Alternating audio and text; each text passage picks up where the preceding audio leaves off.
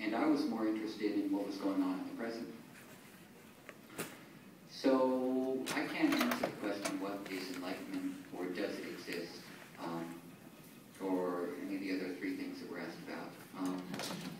I don't know the answer to those. What I was interested in learning what Guruji knew. I was interested in learning how he could see people so clearly, and read them and understand them and see what their needs were at the moment.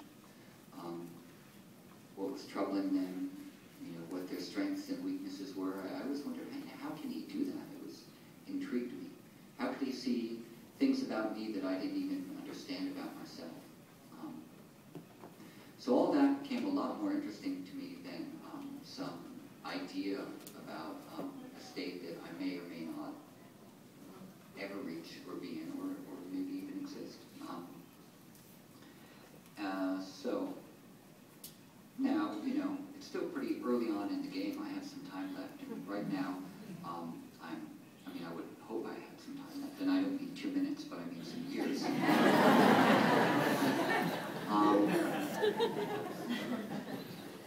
Say what? Yeah, exactly. He's holding his middle. So, so I think actually one thing which is a good thing to think about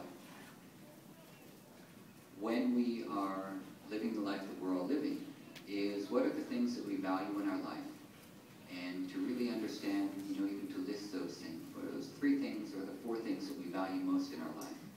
And then examine and see, am I living my life in accordance with those values? Am I attending to the things that I say I value? If I say I value my family or my spouse and my kids, and that's what I value most. Am I spending time with them? Am I being attentive to them? Do I value my practice? Am I really giving it the attention that it needs? Whatever the values might be that we have. So for this stage of my life that I'm in now, and we talked about the 4 different stages of life, right now I'm in the middle of the householder stage. And so I'm more concerned with those values and attending to those things and the things and the people who rely on me, and being present for that and trying to do a good job of that, rather than worry about mystical states and question mystical states. Because just attending to the things that you have to attend to in life with care and with attention open up the unexpected quite often, and we find ourselves in a space where we think, okay, wow, this is really, this is an interesting thing, or this is a nice thing, or this is an important thing, or this is something that I'm glad I did, which, that old t-shirt, enlightenment, it's not what you think. You seen that t-shirt?